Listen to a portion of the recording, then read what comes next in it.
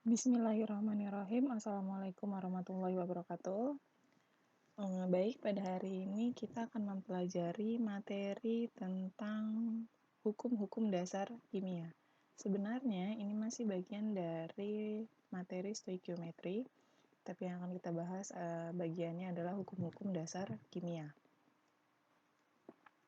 Hukum yang akan kita bahas diantaranya, yang pertama, ada hukum kekekalan massa atau hukum Lavoisier, hukum perbandingan tetap atau hukum Proust, hukum kelipatan berganda atau hukum Dalton, hukum perbandingan volume atau Gay-Lussac, dan hipotesis Avogadro. Untuk yang pertama, hukum kekekalan massa atau hukum Lavoisier. Tokohnya ada Anthony Laurent de Lavoisier. Bunyi hukum kekekalan massa. Massa zat-zat sebelum dan setelah bereaksi adalah sama. Massa sebelum dan sesudah bereaksi adalah sama. Jadi, maksudnya massa sebelum dan bereaksi sama dengan massa sesudah bereaksi. Kalau ada sebuah persamaan reaksi, massa zat-zat yang ada di sebelah kiri yang sebelum bereaksi harus sama dengan massa zat-zat sesudah bereaksi atau zat-zat yang ada di sebelah kanannya. Untuk hukum kekekalan massa harus terjadi dalam sistem tertutup.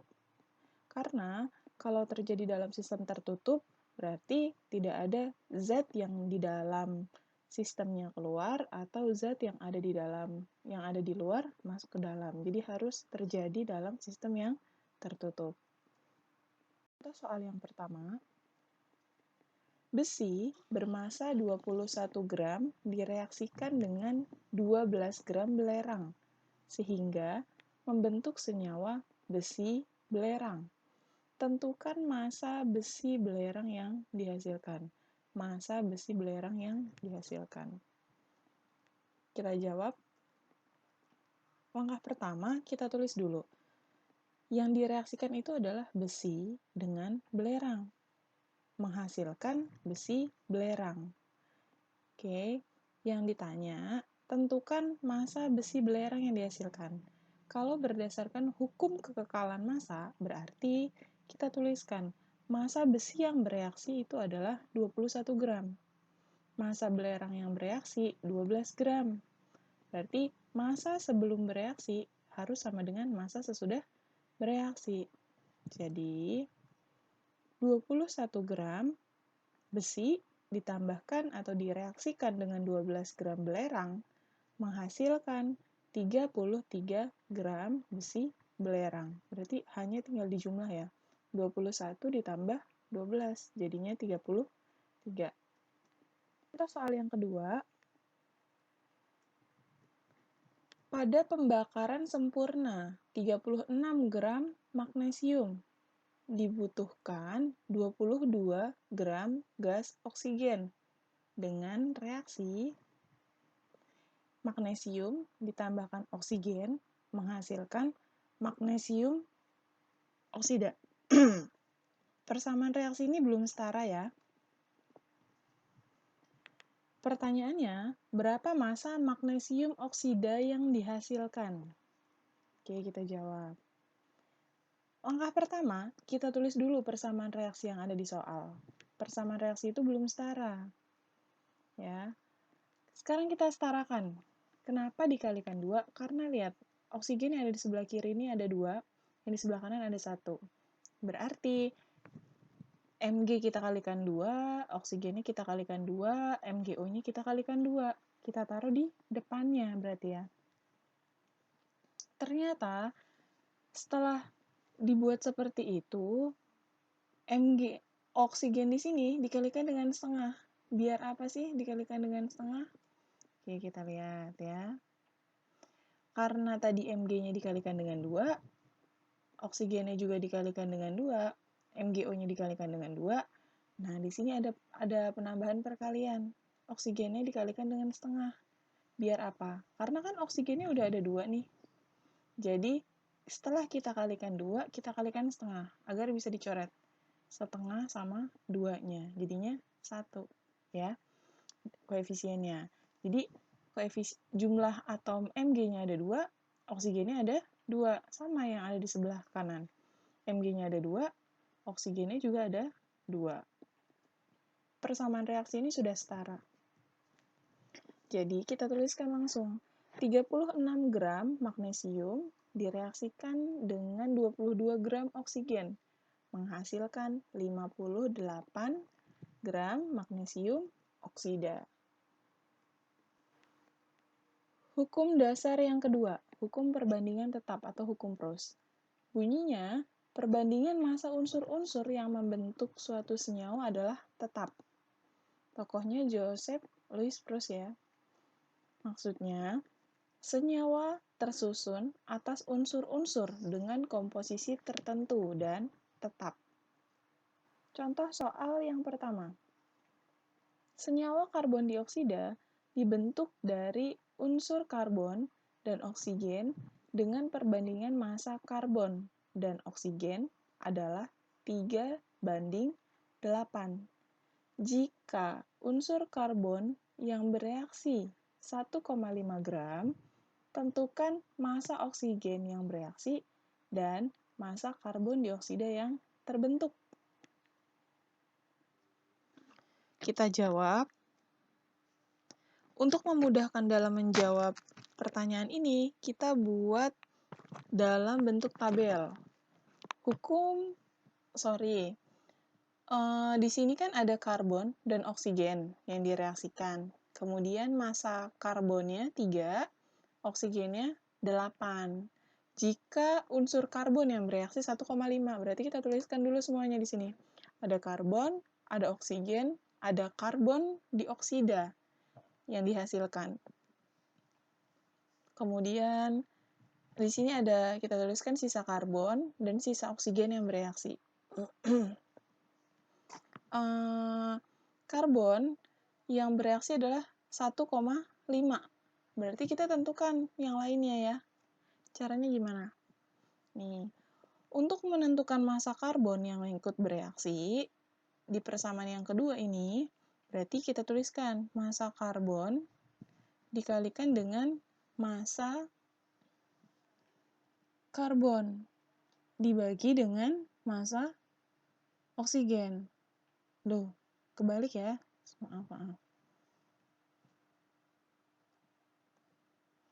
Harusnya di sini adalah massanya si oksigen. Harusnya di sini adalah massanya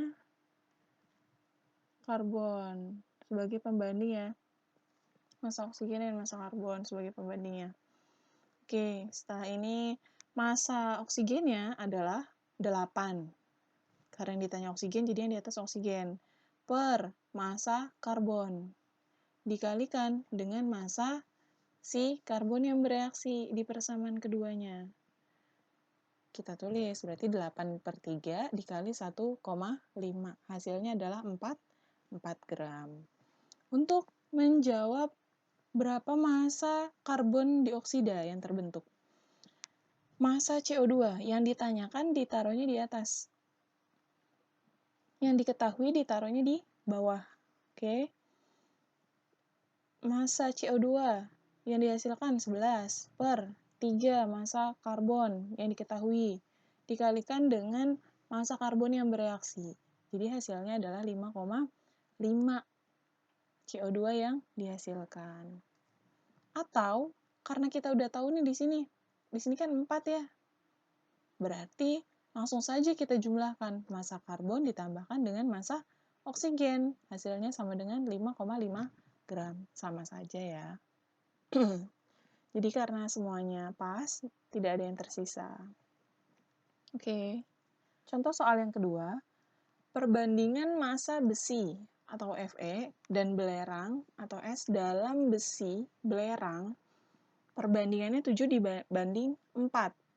Tentukan berapa gram besi yang bereaksi dengan 16 gram belerang. Yang kedua, jika 35 gram besi direaksikan dengan 25 gram belerang, maka berapa gram belerang yang tidak bereaksi? Kita lihat. Pertama kita buat dulu tabelnya Tuliskan semua apa yang diketahui di dalam soal ke dalam tabel. Fe banding S, besi banding belerang, 7:4, kita tuliskan. Yang A, berapa gram besi belerang yang bereaksi? Kita tuliskan kalau belerangnya diketahui. Yang B, kita lihat berapa gram belerang yang tidak bereaksi. Berarti kita tuliskan semua yang diketahui. Langkah pertama, dapat 11 dari mana tuh? Karena yang bereaksi itu adalah 7 ditambah sama 4. Sama dengan 11. Kita jawab yang A sekarang. Berapa gram besi yang bereaksi dengan 16 gram? Kita lihat. Belerang di sini adalah 4 di persamaan pertama. Di persamaan yang kedua, jadinya 16.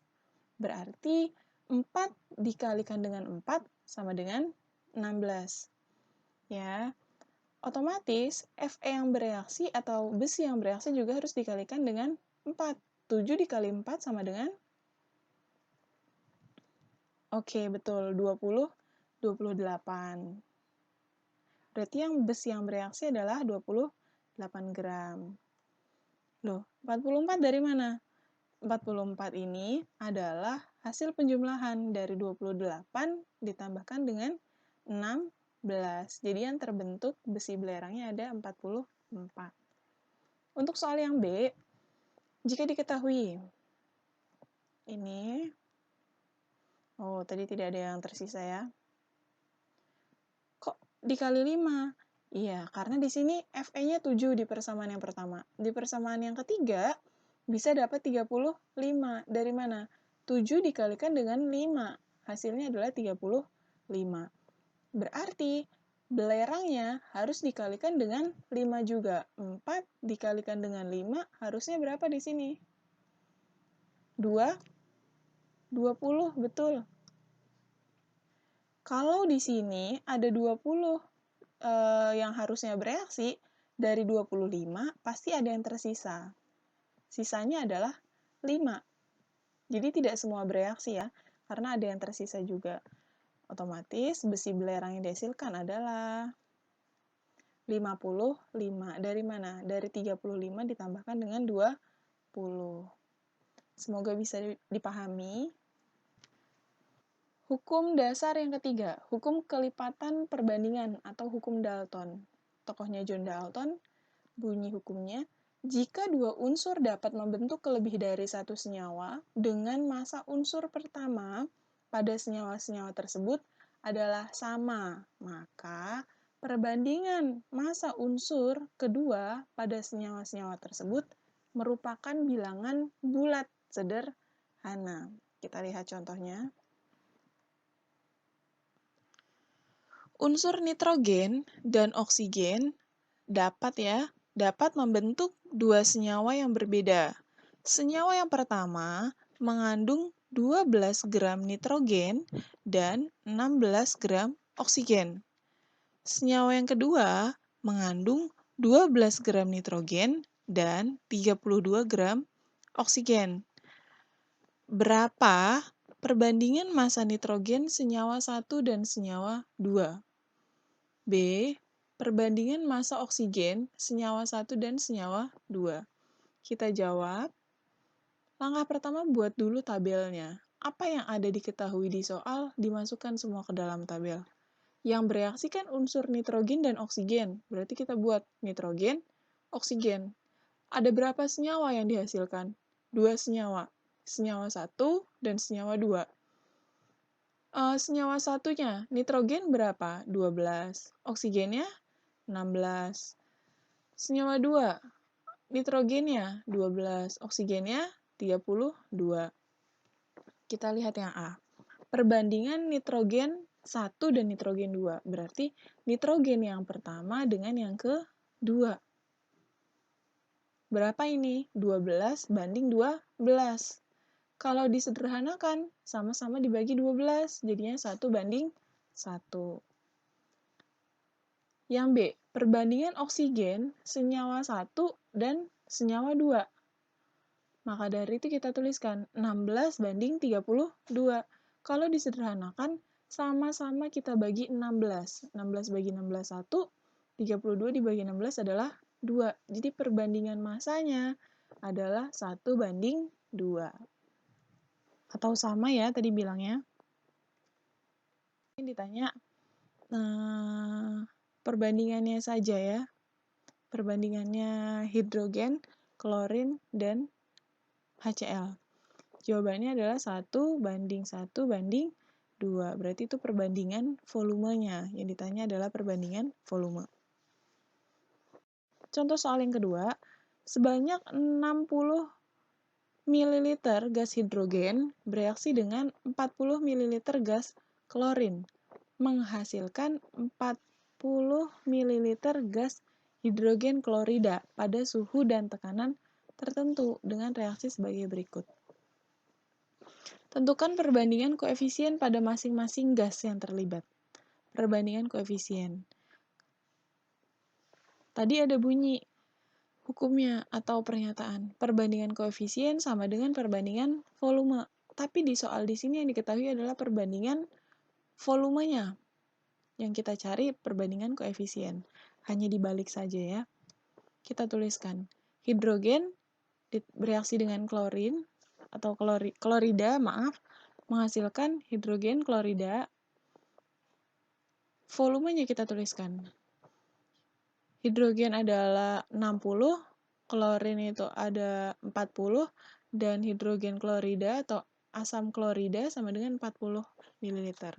Kita sederhanakan sama-sama semuanya dibagi dengan 20. Kita dapatkan 60 dibagi 20, 3 ml, 40 dibagi 20, 2 ml, 40 dibagi 20, 2 ml. Ini adalah perbandingan paling sederhana dari volumenya. Kita kembali ke pernyataannya di atas. Perbandingan koefisien sama dengan perbandingan volume. Berarti kita dapatkan perbandingan volume gas-gas yang bereaksi adalah 3:2:2. Semoga bisa dipahami. Hukum dasar yang ketiga.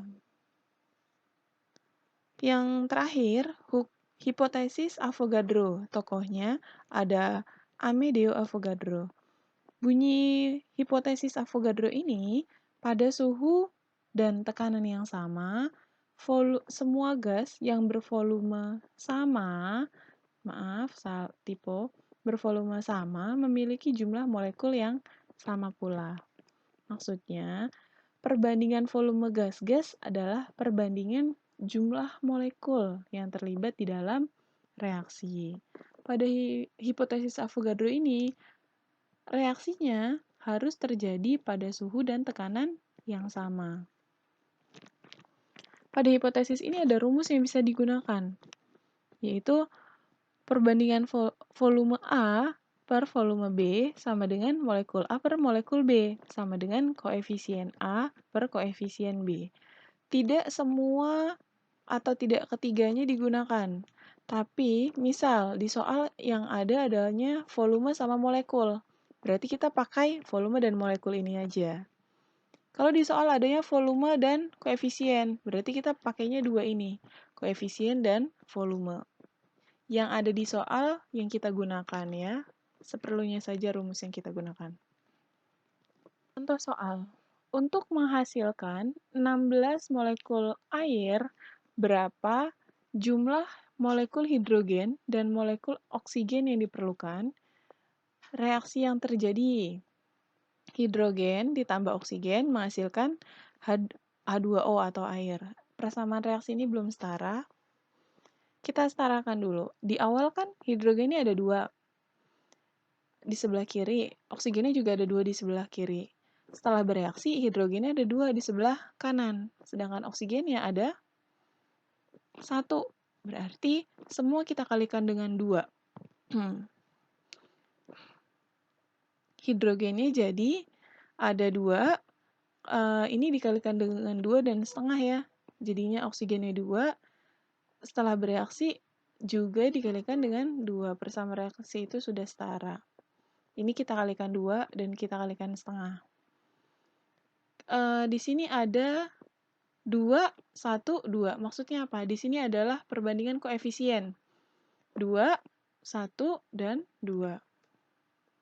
Kita cari yang pertama, molekul hidrogennya dulu ya. Karena yang diminta adalah molekul hidrogen, berarti molekul hidrogen kita bandingkan dengan air. Ya, kita bandingkan dengan air. Kita masukkan semua ke rumus. Oke, molekul hidrogen berarti tinggal dikalikan silang. Cara matematika.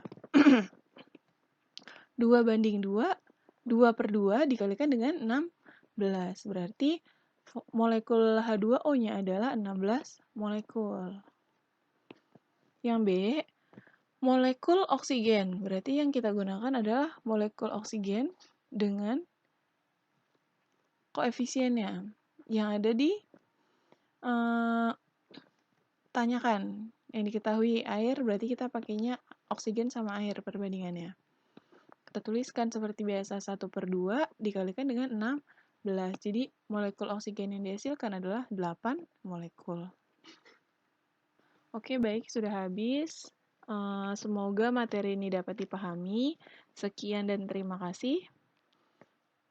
Semoga bermanfaat. Wassalamualaikum warahmatullahi wabarakatuh.